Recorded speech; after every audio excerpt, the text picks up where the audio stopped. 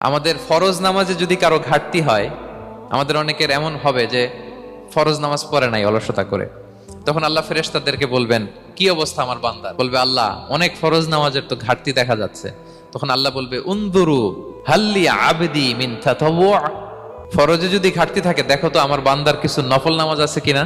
ফেরেশতারা এবার খুঁজে দেখবে, হ্যাঁ এই বান্দার অনেক নফল নামাজ আছে। তখন আল্লাহ বলবে ঠিক আছে, এই নফল গুলোরে ফরজের ভেতরে ঢুকাইয়া মেকআপ করে দাও। তাহলে বলেন নফল ইবাদতের দরকার আছে না নাই? কিয়ামতের দিন ফরজ নামাজে ঘাটতি থাকলে নফল নামাজগুলো সেখানে সাবস্টিটিউট করে আল্লাহ তাআলা আমাদেরকে বাঁচাবেন। আল্লাহ রাব্বুল ইজ্জা ওয়াল জালাল বলেন, আমার বান্দা যদি আমার কাছে আসতে চায় তাহলে সে যেন বেশি বেশি নফল ইবাদত করে।